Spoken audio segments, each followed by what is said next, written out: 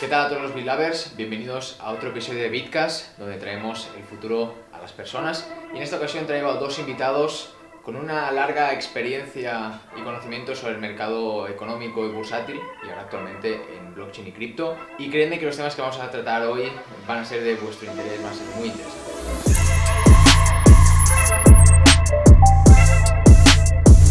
En esta ocasión tenemos de invitados a Félix Fuertes y a Javier Molina. Su experiencia es muy extensa, podría estar todo el día hablando de su currículum, pero voy a destacar 4 cosas de cada uno. De Félix, destacar que forma parte de varios fondos de inversión, como managing partner, también como inversor, también gestiona fondos de tesorería y desde casi 4 años tiene su propia escuela de formación. Y luego la parte de Javier Molina, trabaja junto a eToro como especialista en análisis de mercados y activos digitales y también colabora junto al Confidencial y a Radio Intereconomía trayendo pues, todo este sector blockchain y Web3 a usuarios de la Web2.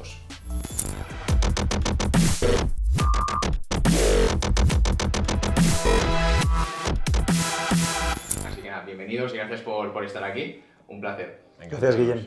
Y bueno, como bien hemos dicho, estáis todo el día trabajando, creo que aquí tenemos algo en común ya, partimos de esta base. Y creo que a la gente le gustaría saber cómo es vuestro día a día. Yo sé que tenéis muchas cosas y que cada día es distinto, pero ¿tenéis algún tipo de rutina? ¿Cómo es desde que os levantáis? ¿Qué hacéis? ¿Quieres empezar tú, Javi? Venga, dale. ¿Yo empiezo yo? Pues, bueno, es una pregunta muy interesante y efectivamente... Que te hace pensar, porque... Sí, es muy interesante. Porque además tú lo has dicho, no todos los días son iguales. Exacto. Y las rutinas... ¿no? Y yo te iba a decir, digo, yo soy una rutina. O sea, al final, si no me disperso y me vuelvo un emprendedor, y no quiero ser un emprendedor, quiero ser empresario.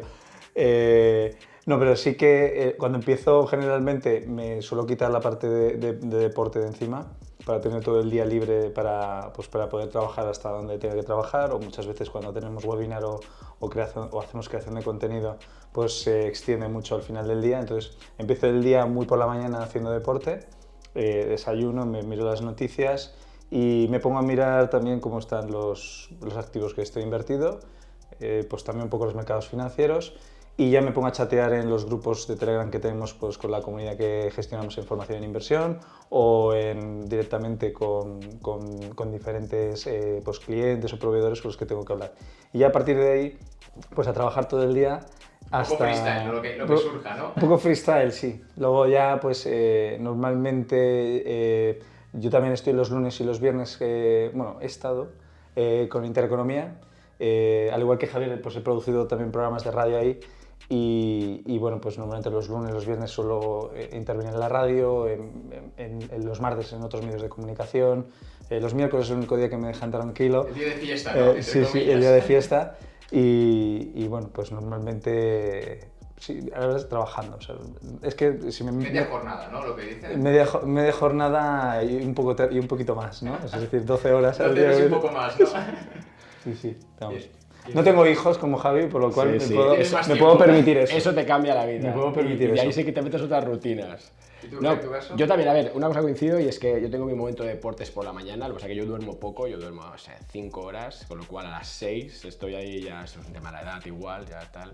Empieza a ser edad, sí, es una putada. Es alucinante, ¿eh? Te vas levantando más pronto Yo y espero caes, que no me llegue, macho. y caes antes, ¿eh? Pero bueno. Total, pues para mañana más, tengo perros, los aprovecho, me lo llevo, hago mis 15 kilómetros, bien paseando, bien si no salgo a correr, y luego me dejo a veces los a mediodías para también hacer alguna rutina de estas de cardio y tal. Y luego ya, pues bueno, compagino un poco el mundo cripto con el mundo comunicación y con el mundo de inversión clásica, ¿no? Con lo cual también lo que hago es que tengo 2 o 3 tipos a los que sigo o que me gusta ver, pues eso, a nivel más macro, para bajar un poco el momento, a nivel más micro, y entonces eso me hace un poco tener el mapeo, ¿no? Y después de ahí, como tengo el programa dentro de Intereconomía, que es Blockchain Radio, eso también lo que hace es que a través de toda esta gente va viendo proyectos, ahora ya, al principio había que ir a buscar a gente que quisiese salir en la radio, ahora ya te vienen ellos, con lo cual me paso también una parte del día descartando proyectos o gente que quiere intervenir, que les invitamos obviamente siempre gratis a que salgan en el programa de radio, Y de ahí también lo nutro para los podcasts que tenemos en El Confidencial, en Ideas con Valor, de gente pues, que aporta valor, ¿no? Que aporta ideas, que, pues, como un poco lo decía Félix, ¿no? De gente pues eso, que son emprendedores en ese caso, ¿no? Y ver cuáles son sus pasos hasta que llegan a ser empresarios. Que es muy buena esa diferenciación que has hecho, que me ha gustado, ¿no? Sí, sí. Y luego ya, eso sí, mis tareas se paran a las 4:30 porque hay que ir a por niños, tareas ya extraescolares, tal, y retomo, pues eso, tengo ahí gaps, a veces estás ahí obviamente con los niños, están jugando a básquet y tú estás con el móvil, pero bueno, y ahí retomo a la tarde para hacer un poco de cierre. Pero vamos, que ningún día es igual, salvo eso sí, intentar mantener lo del deporte, que está bien lo que dices de quitártelo a la mañana, porque eso te cambia, te abre la mente, te cambia todo. Total. Yo también era de la mañana y ahora ya entreno. Me he pasado las noches. A las 10 de la noche me pongo ahí. Y va muy bien para desconectar y estar en tu momento de. Pero eso es porque no tienes pareja, si tienes. Sí, no tengo. Claro, Eso es porque no tenéis niños, porque ya te desconectan los niños, Es que bueno, son diferentes niveles, ¿no? Ahora él está en nivel de dificultad muy fácil, ¿no? Sí, En el videojuego cuando entras te ponen en muy fácil, tú estás en muy difícil, tú estás en nivel Está en modo legendario, ¿no? Y entonces, claro, lo de la noche yo lo hacía cuando no tenía... Luego ya pasó a la mañana. Luego ya pasó a muy por la mañana. Mientras ella duerme, aprovechas y entrenas. Está bien esa. Yo me encuentro con los niños, con el mayor que tiene 11 años, pues explicándole el tema de tokens, metiéndonos en Roblox para que él viese, pues eso, cómo Vans abre su tienda, cómo de repente se están haciendo espacios tokenizados o que se quieren un poco dirigir por allí. Entonces ahí como que retomo un poco el tema. Eso es divertido. Y sale, o sea que estoy creando un hijo muy friki, macho. Eso es bueno. Tú, mira, dile que empiece a programar. Ya, no le va a faltar trabajo nunca. Esa es la No solo siguiente. no le va a faltar, sino que a los 23 años estará por encima de los 100.000 Totalmente. euros al año, sí. O sea, a los 18 independizado ya. Sí, oye, pues si te lo quieres quitar de encima... Pero mira, así que salga rápido de casa.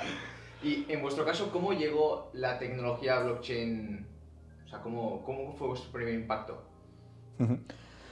Bueno, en mi caso fue...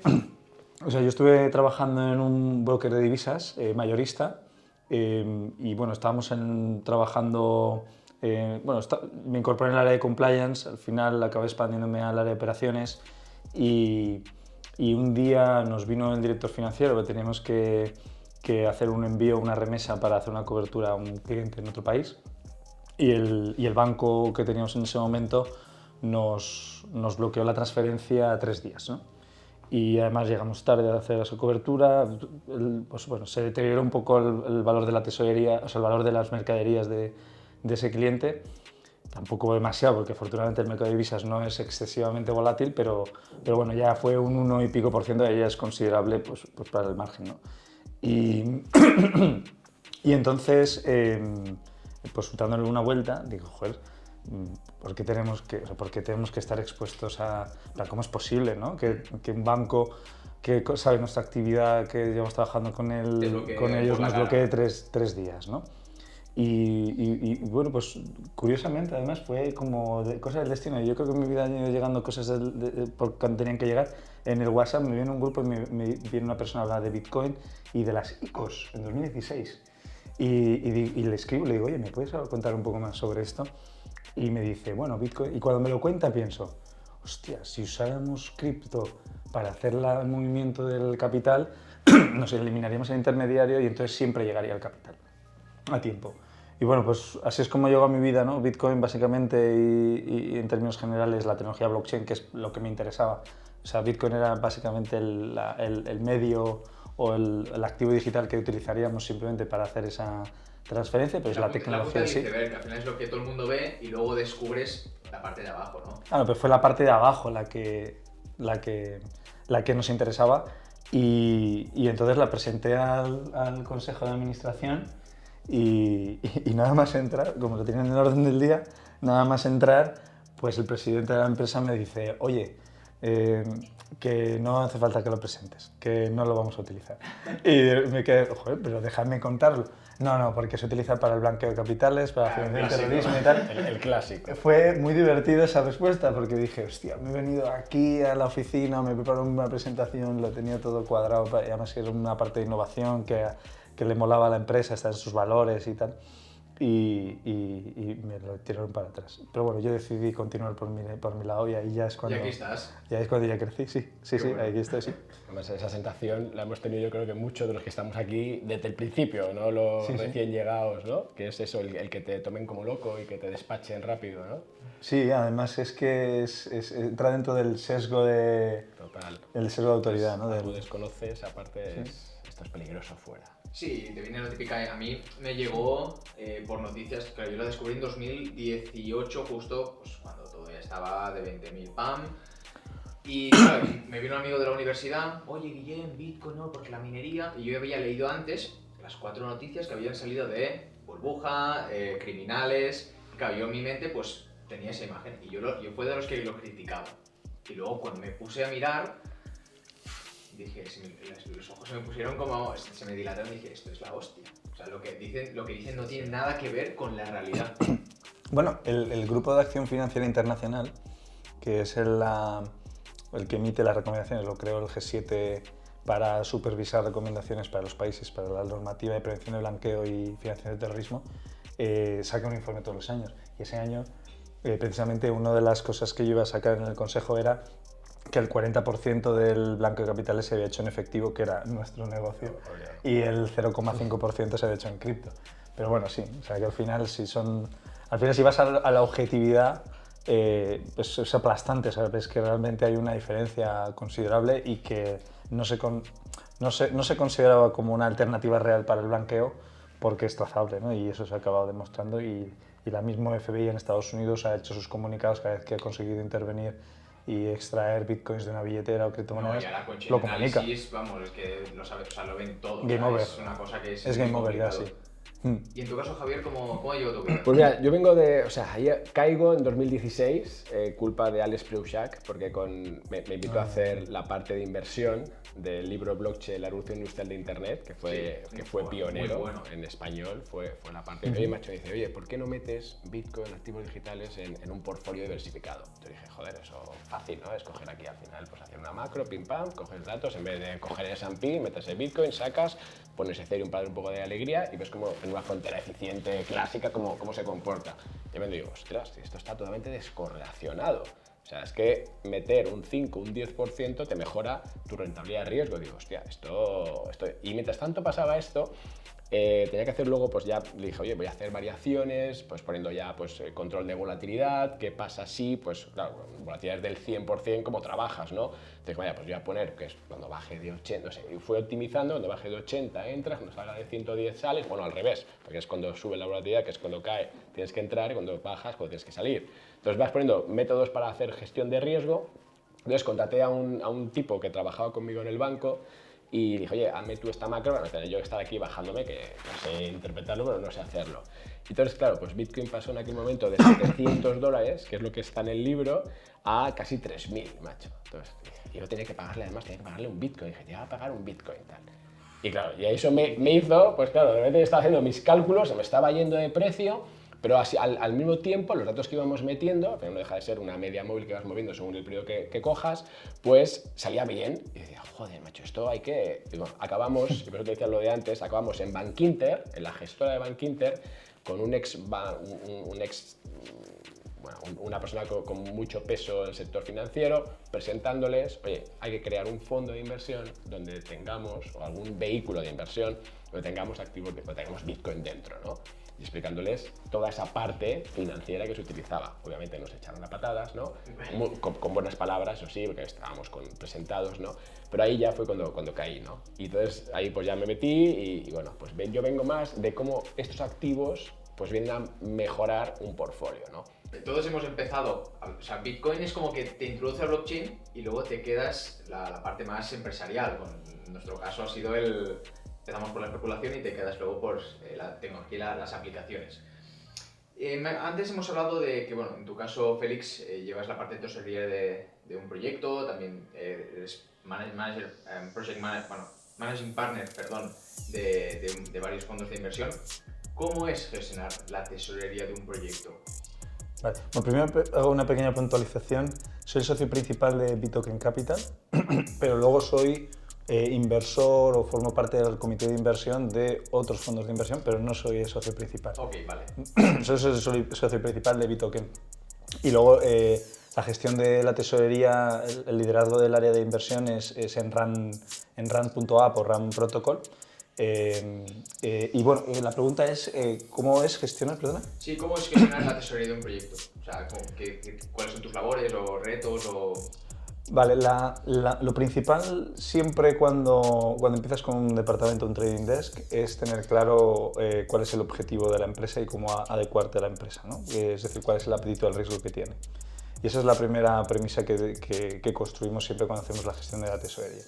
Segundo, después de establecer esa premisa, lo siguiente que hacemos es entender cuánta diversificación y qué tipo de gestión vamos a realizar, si es una gestión activa o una gestión pasiva en función del entorno.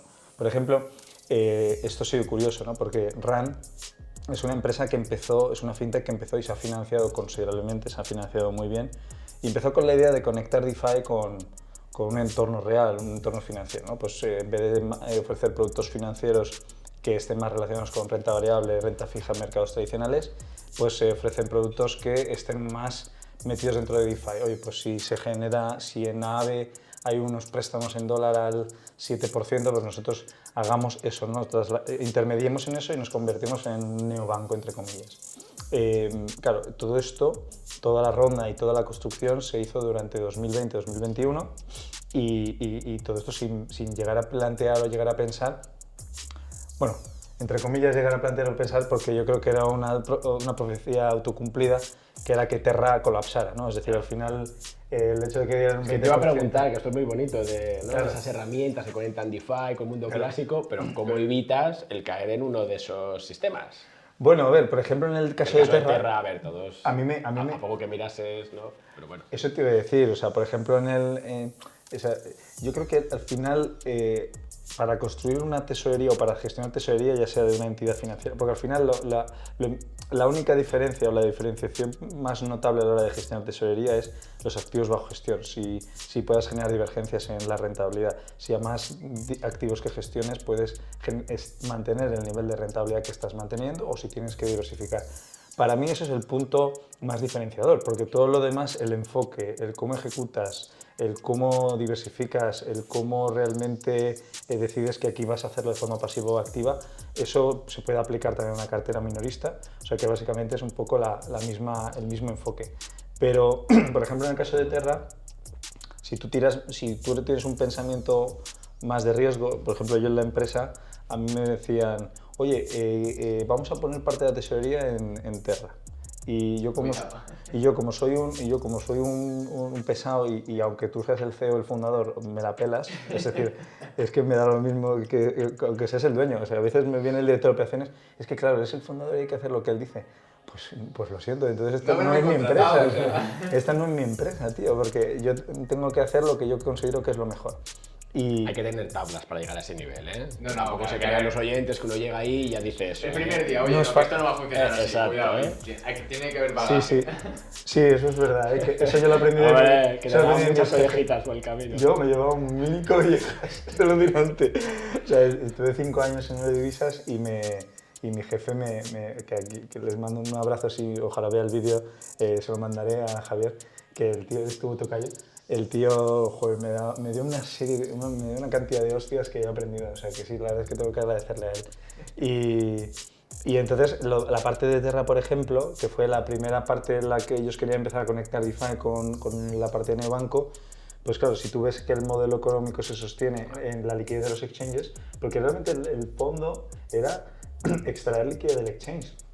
Porque al final es yo vendo lunas o quemo lunas, pero eso depende de la liquidez que haya en los exchanges. Si no hay intermediarios, o sea, me refiero, por ejemplo, por poner el caso de FTX y de Binance ahora con el FUD y todo esto, ¿no? Pues que se ataca al intermediario porque se piensa que no está descentralizado y porque es un tumor en el ecosistema. Hostia, no te das cuenta de que uno de los proyectos más grandes en su momento, en el que la mayoría de los que confiabais en la parte descentralizada realmente dependía completamente de los intermediarios. Y te vas Entonces, ahí, analizando los fundamentos, vimos que antes de que sucediera lo de Terra, observé que estaba saliendo mucho TVL, mucha liquidez del mercado, y que además DeFi es un modelo de negocio, es un proyecto, son negocios, no son fondos de inversión, que es que realmente lo que parece que es ahora, ¿no? Ahora, cada vez que vemos noticias o tweets de Peña, pues al final siempre te están diciendo, métete en este protocolo porque si lo asocias a este vas a ganar tanto. Hostia, no, ese no es la idea de DeFi. La idea de DeFi es ser una industria financiera que conceda préstamos a personas que lo necesitan, que se puedan utilizar o apalancar esos préstamos para generar valor por otro lado, o que tú puedas poner liquidez y habilitar intercambios de valor de activos digitales, etc. Se ha prostituido un poco. Se ha prostituido completamente. Como casi todos los sectores, al final. Al final hay dinero, macho. Entonces, en cuanto hay dinero, aquí vale todo. Y eso es lo que también hay que. También ¿no? es uno de los problemas, ¿no? Que tú vienes aquí a construir, a hacer algo y luego como que te tiran todo el trabajo en cara y te ponen el mismo saco. Es complicado esa parte. Tanto porque todo lo bonito de DeFi era pues esa simetría de información, esa transparencia. Completamente. Que eso es lo que creo que yo creaba. Al final, DeFi no hacías nada distinto. O sea, hacías finanzas tradicionales, pero llevadas a eso, ¿no? Sin asimetría, con transparencia, con acceso. Exacto. Es lo que decíamos, ¿no? Del reporte trimestral o lo del reporte cada minuto, ¿no? O sea, al final tienes el acceso a esos datos y entonces yo creo que ahí está la clave entre saber diferenciar la tesis y entender los valores de la empresa en la que trabajas, a la que estás gestionando la tesorería. Porque si los valores son largoplacistas, si buscan una rentabilidad baja o quieren entregar un tipo de producto concreto al usuario, pero que realmente su visión es otra, porque quieren hacer otra cosa y esto simplemente es una parte más del negocio, al final, si tú te alineas con eso y creas una tesis, te acabas dando cuenta, que es lo que me pasó a mí, que en febrero o marzo dije, coño, antes de que colapse Terra y todo, dije, hostia, es que no se puede conectar DeFi. O sea, y entonces el trading desk de Rand es pura gestión activa. O sea, toda la diversificación que tenemos son estrategias que tienen una alfa muy alta y además la beta la tenemos completamente, o sea, está completamente descorrelacionada del mercado y la diversificación es lo suficientemente óptima como para poder asegurar, primero, que cada estrategia puede ir hasta un objetivo muy superior al que realmente tiene puesta la empresa, porque en el peor de los casos la máxima pérdida es pues, un porcentaje de esa asignación, por lo cual está todo muy controlado, pero forma parte de la gestión activa, que es, oye, pues ahora mismo no, por ejemplo, por poner un caso, ¿vale? El staking. El staking es un modelo de negocio pasivo, alguien que se lo pueda estar planteando, que diga, coño, pues yo puedo poner mi cripto en staking y neutralizo la delta, neutralizo completamente la volatilidad, le meto un corto en un exchange o utilizo opciones y directamente me quedo con la diferencia del staking. Claro, pero ¿cuál es el problema? Que si utilizas perpetuos, que es lo que te interesa, más que nada porque los futuros con vencimiento el único que los ofrecía era FTX, entonces pues es una putada. Y claro, si utilizas perpetuos estás expuesto a los fundings y si todo el mundo está en corto, vas a estar, como estás cubriendo la posición, estás pagando, entonces eliminas todo el rendimiento del staking.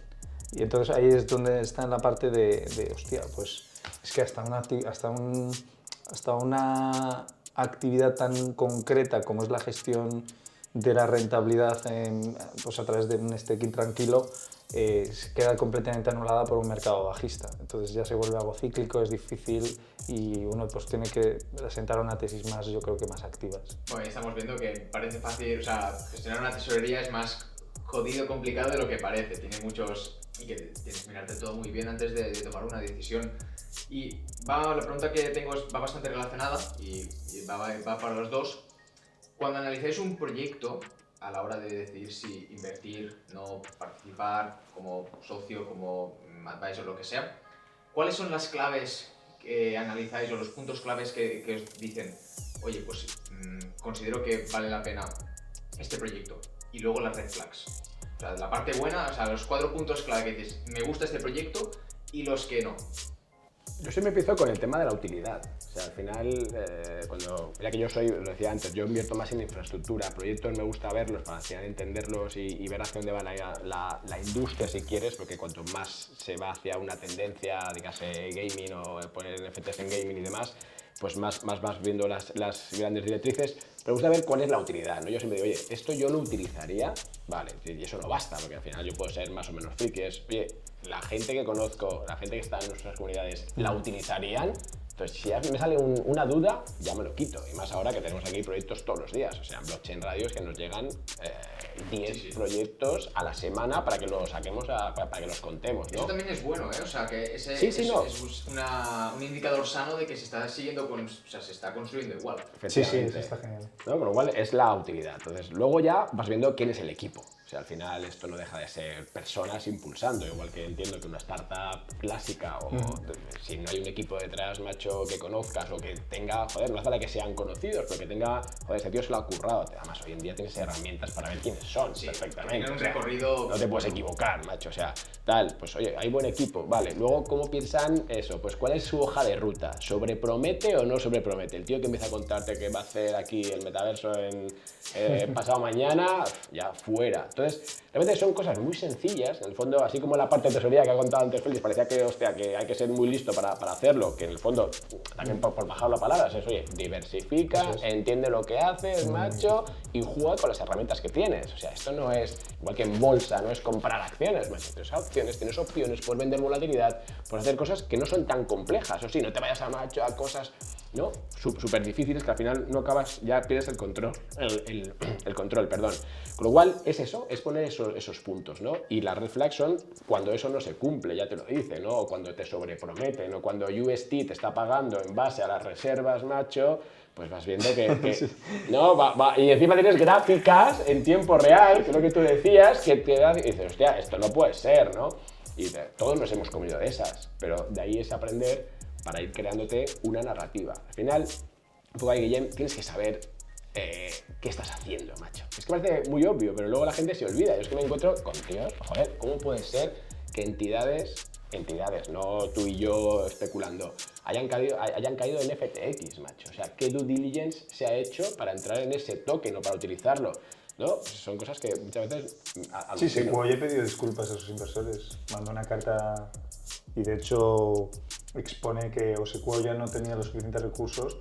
Es decir, que al final abarcamos... De hecho, no de gente buena, o sea, que yo consideraba buena. O sea, yo no voy a mencionar venture capitals concretos, perdonad, pero en España, pero hay venture capitals que conozco que son personas muy conocidas. Si mencionan el nombre sabréis quiénes son, pero no lo voy a decir. Total. Pero que el caso es que que haya emprendedores bueno, concretamente fue una emprendedora que la íbamos a invertir en un grupo de Business Angels y me llama y me dice, oye, que me ha llamado este VC y quiere poner 100.000. Y nosotros encantados. Estábamos preocupados por un lado, pero porque tampoco sabíamos si iba a aportar valor, pero encantados. Claro. Y le dijimos, hostia, ¿y cuándo te lo va a poner? Están pensando, la due diligence tardará un mes, mañana. Y claro, dices tú, ¿cómo? No, porque me ha llamado urgentemente, que quiere meter el dinero ya, porque no sé qué, ya haremos la due diligence. Y claro, eso no va después, va antes. Con lo cual, sentido común. Va antes, claro. Cuando no hay sentido común, es que algo falla. Claro, hay algo que no está cuadrando ahí, ¿no? Y eso es una de las cosas que me ha desencantado, por ejemplo, del ecosistema de Business Angels español. Que de repente me vienen Business Angels, hablo de Business Angels porque entiendo que son inversores profesionales o incluso de los VCs, de ciertos venture capitals, que al final ves startups que han invertido. Por ejemplo, me voy a echar un poco piedras a mi propio tejado, ¿no? Pero Backfund, por ejemplo. Backfund, la creación del comité de inversión fue una exigencia por mi parte porque invirtieron en una startup que yo les dije, mira, esta startup tiene todas estas banderas rojas y va a fracasar. Y de hecho me jode porque es una invertida, pero le va fatal. Y entonces la respuesta de uno de los socios es, bueno, es que estaba este fulanito, este en invertido, y claro, dices tú, este fulanito y este fulanito, como han invertido en 70, pues son conocidos, pero no tienen ni puta idea. Y al final... no te tienes que fiar de, no, es que me lo ha dicho esta persona, no, tú tienes que valorarlo por tu propio criterio, porque tampoco sabes qué criterio o qué persona o qué tiempo le han dedicado a esa investigación. Y que con sentido común basta. Porque muchas veces todo esto El sentido común es, Joder, es que si no clave, lo clave, tienes, clave, clave. Pero en esto y en acciones, macho. O sea, Sí, no, como si es esto un puedes chicharro, trabajar a ¿por cualquier qué lo mercado. compras? Joder, porque esto al final tiene más volatilidad, voy a ganar pasta ya, pero ¿y qué hace la empresa? Ah, da igual, miro el precio. Pues bueno, yo tengo amigos que son chartistas, técnicos, lo que tú quieras. No sé, pues ponle algo más detrás, macho, ¿no? Yo soy fan del fundamental siempre. No, a ver, es un mix de todo, Es un mix ¿no? de todo Es un lo mix que de hay que todo, hacer, sí. pero bueno, pues ese mix, hazlo. Sí, sí hay que recomendar ahora analizar proyectos ¿No? para la audiencia, vamos, que estudien todo, o sea, que técnico, fundamental, Sí, sí. parte El cuantitativo. equipo que decimos. Sí. Luego, en los Cualitativo, tokenomics, claro. cuando vamos a un proyecto ya más cripto, joder, ¿cuáles son los tokenomics? ¿Cómo va a ser el periodo, ¿no? En lo cual los socios van a tener sus tokens? ¿Cuándo va a poder vender? ¿Cuál es el precio en pre-sale? ¿Cuál es el que...? Pero fíjate, ahí está el Sí. equipo. Porque esto yo lo he Eso sabido es. identificar. Hay un proyecto de una blockchain, de la blockchain de Nier, que les estaba ayudando porque estaban loquísimos, porque decían, joder, es que necesitamos incrementar el TVL del protocolo, pero no sabemos cómo hacerlo. Y yo les hice un par de horas de ayuda, de consultar, hablar con ellos, y al final dijeron, hostia, pues si te puedes incorporar, no tengo tiempo, así que no podía, ¿no? Claro. Pero les dije las 2 horas lo que tenían que hacer. Y dentro de esas 2 horas, analizando el equipo, estuve la primera hora analizando el equipo y la segunda hora estuve analizando lo que había hecho el equipo en relación al tokenomics y tal. Y me llamó mucho la atención porque, aparte de que ninguno tiene ni puta idea de tokenomics, y otra vez volvemos al sentido común, una de las prácticas habituales dentro del ecosistema blockchain a nivel cripto para intentar captar volumen, usuarios a tu criptomoneda, a tu proyecto, suele estar vinculado a que dices que es deflacionario el token. Si tú le dices a todo el mundo que tu token es deflacionario, Ya está. ya está. Ya lo O has sea, entendido. eso lo pones súper grande como deflacionario. Y entonces esta gente me dice, nuestro token es deflacionario. Y digo, hostia, ¿y cuánto estáis quemando? Y me dicen, bueno, pues estamos quemando, no llegamos al 1% al año. Ah, perfecto, vale, puede estar bien. Pero ¿cuántos tokens están en el mercado? Y me dicen, un 7%. Y digo, ¿estás quemando un 7% cuando te falta por emitir el 93%? Pero, o sea, ¿tu deflacionario dónde está? Aquí. Entonces, claro, Deflacionaria a medias. deflacionario a medias. Y que además los inversores los vas a liberar ahora con un 20%, un 10, Es una cosa que y creo que mucha gente pasa desapercibida y sí que es verdad que a la hora de analizar es, oye, vale, el previo de equipo, o sea, una parte, lo que es fundamental, sin entrar en token, me cuadra. Pero luego también es importante, si tú lo analizas para una inversión, quieras o no, pues tienes que mirarte el tema de los tokenomics y muchas veces no están bien desarrollados por esa falta de conocimiento del equipo. Dice, no, esto, pues con Claro, 4 es que referencias, el equipo no entiende la oferta y demanda directamente. O sea, no entienden un concepto tan básico como es oferta y demanda. Y cuando tú hablas con si a alguien le interesa que se vea vídeos o que intenten entrar en las Ask Me Anything, los AMAs, y que hagan esa pregunta.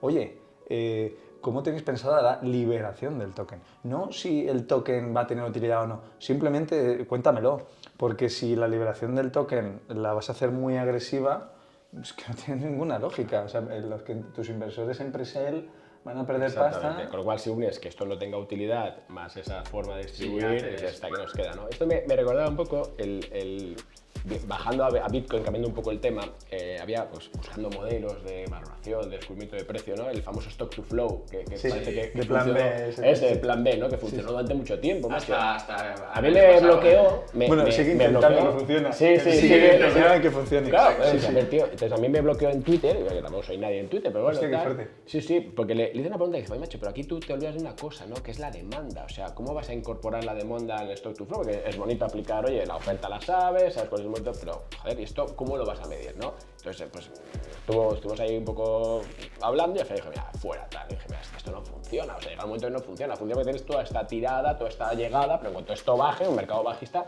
se te sale, ¿no?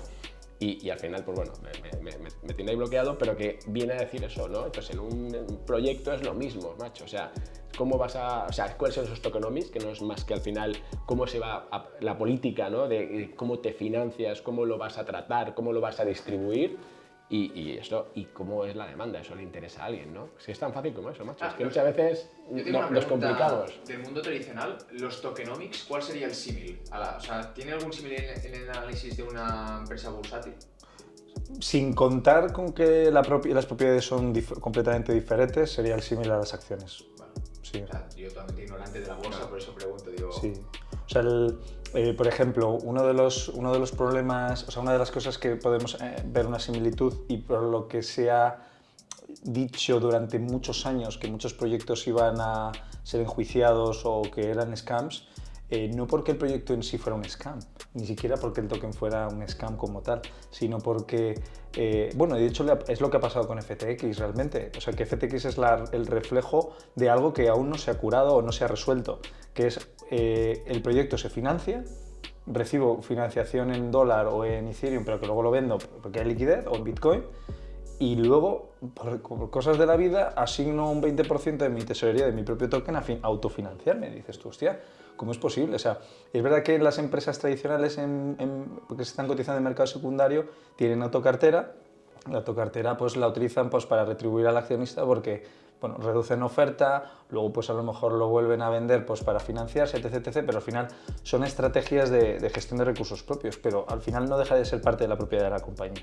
Sin embargo, un token, primero, si no está definido y no tiene realmente una adopción fuerte, se convierte pues eso, en aire, y en aire que cotiza, ¿no? Exacto. Y ese aire que cotiza, al fin y al cabo, pues pasa que si el proyecto utiliza ese aire para financiarse, como Solana, por ejemplo, pues llega a un punto en el que perjudicas primero a tu cliente potencial, porque estás, o sea, es decir, al final yo como token holder, como inversor, estoy totalmente desalineado contigo.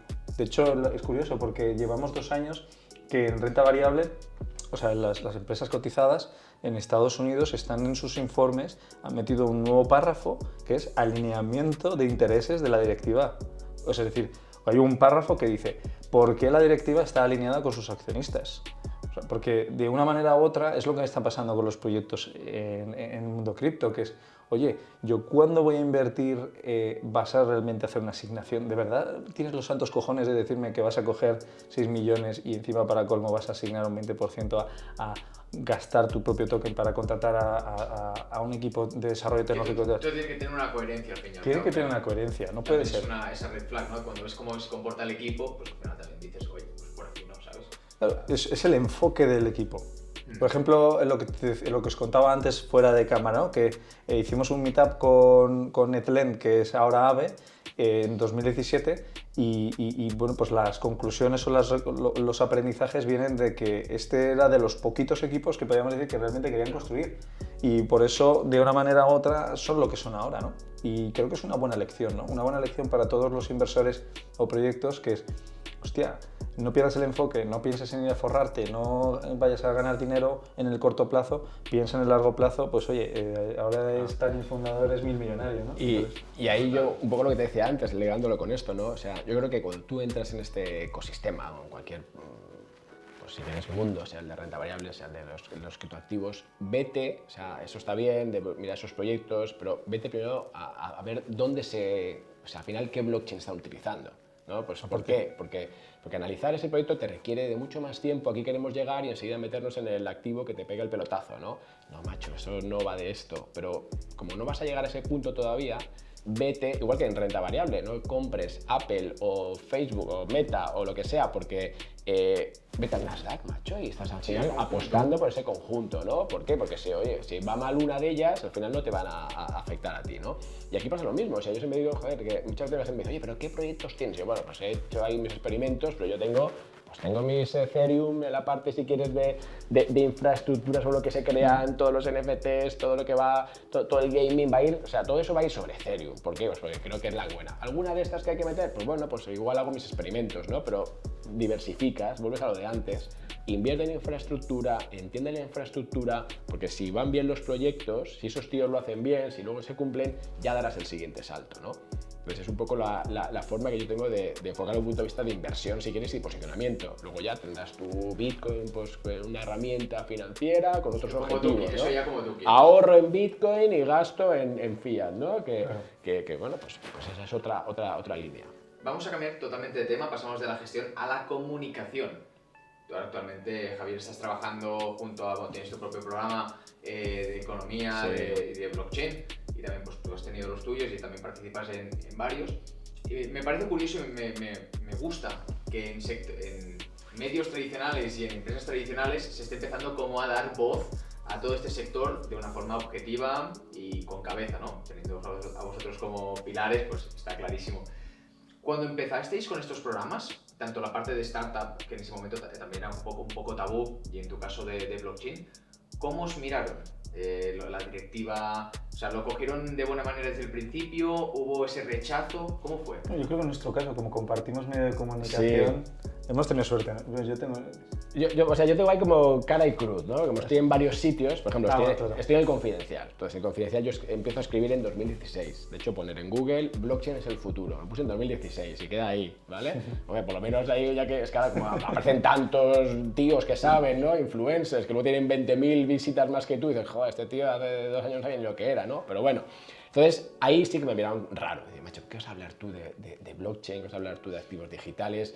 Y fue como un poco la lucha. De hecho, sacamos un evento que ahora ya hemos cumplido la 6ª edición, hace 6 años. El día el director me dijo, oye, Javier, digo, hostia, 6 años después, tío, tenías razón, ¿no? Digo, guau, qué bien, ¿no? Pero igual ahí, pues ahí lo sacas, ¿cómo lo sacas? Con tesón y escribiendo cosas que tengan sentido y que van viendo, pues efectivamente, que las páginas vistas, en este caso, de un medio de comunicación clásico o aunque sea online, van subiendo, ¿no? En Intereconomía es distinto, porque lo que hicimos fue comprar un programa, que es Blockchain Radio, dentro de la parrilla de Intereconomía. Y ahí dije, ostras, tengo una mejor amiga de los que está aquí, que es Susana Criado, joder, que lleva en esto más... De hecho, ella me entrevistaba cuando yo estaba en Society hablando de warrants, ¿sabes? O sea, me entrevistaba a ella. Le dije, Susana, ¿por qué no vienes? Y un poco compaginamos, ella es periodista, yo no, yo soy economista, y vamos a llevar blockchain de una forma sencilla y en proyectos, nada de especulación ni de precios, a todo el ecosistema, al público. Entonces, está muy bien esa compaginación, porque ella es la periodista, sabe cómo comunicarlo si quieres, y yo me encargo casi pues de la información. Y de seleccionar los proyectos, de seleccionar a quién viene, a quién no viene. Con lo cual, esa es la forma que yo creo que tienes que al final hacer que esto... Yo también decía que un error de 2022, nos hemos dado cuenta, es que hemos intentado hacer adopción masiva, que solo odio eso, y los rayos láser en los perfiles, ya, me pone muy nervioso. También.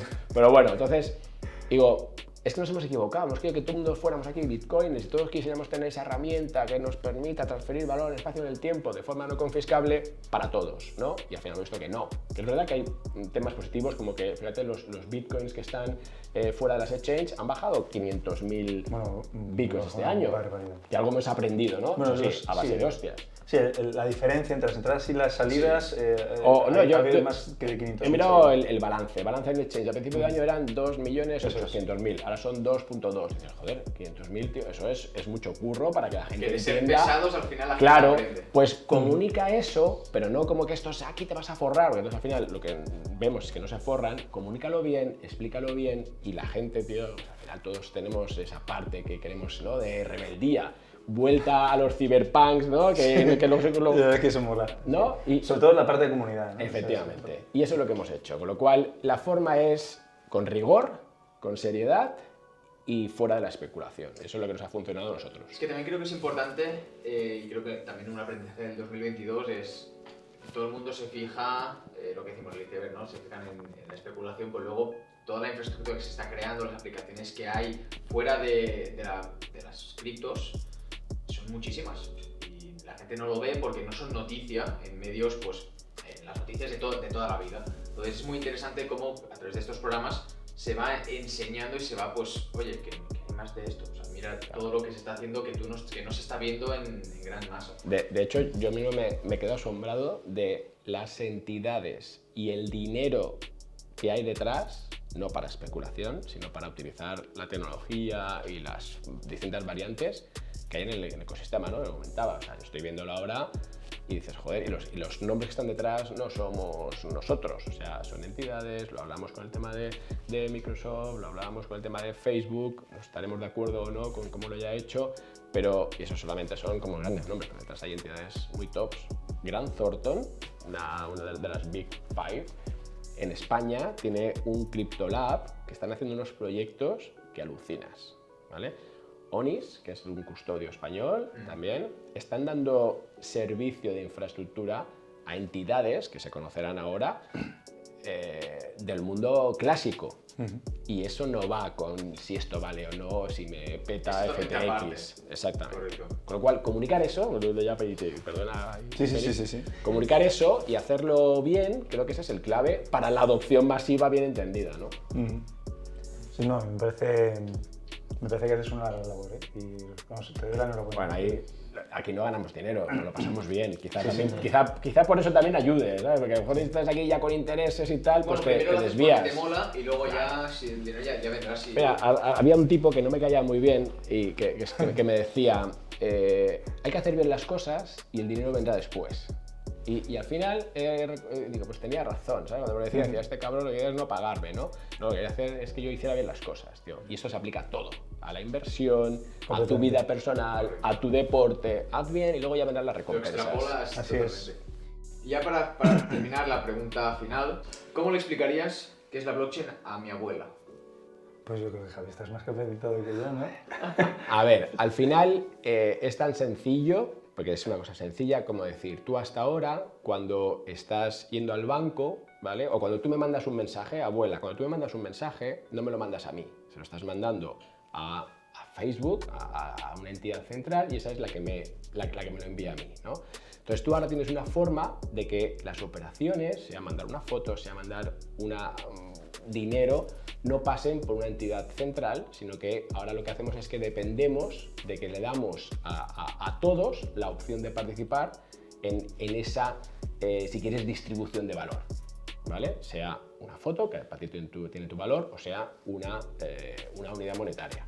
Con lo cual es esa base de datos que está descentralizada y que nos permite no tener a un intermediario en el centro. Bueno, Y eso te permite una transferencia de valor, ¿no? Y de ahí sacas, si quieres, incluso te pones allá y me vengo arriba. ¿Y qué es Bitcoin? Pues Bitcoin no es más que una herramienta de libertad financiera que utiliza esa blockchain. ¿Para qué? Pues para transferir valor en el espacio y en el tiempo de forma no confiscable. yo creo que una abuela Pues podría así como es. entenderlo. No sé qué opinas, si tú crees que... No, yo me he enterado. Así Ah, tú sí, claro. Tú, por supuesto. que yo te digo que sí. No, muy Y explicado. ya para terminar, os pido que digáis una pregunta para el siguiente invitado, o invitados. Van a ser 2 preguntas, ¿no? Claro, en este caso una cada uno. La que Empieza queráis, tú, o sea, entonces así yo le doy para pensar. Una Vale. cosa más difícil. Vale, una pregunta complicada. de las tuyas. De las mías, ¿no? ¿Cuál cree que será la próxima tendencia en Web3? Me gusta. Pues yo te diría, si quieres, para que la enlaces con esta, si tiene sentido o no, o mejor dicho, ¿cuándo tiene sentido que una empresa Web 2 se pase a una Web 3? Me encanta. Muy buenas preguntas. No sé quién vendrá, pero seguro que le van a gustar. Yo me veo el vídeo porque quiero saber su respuesta. Vas a solo ver la pregunta final, ¿no?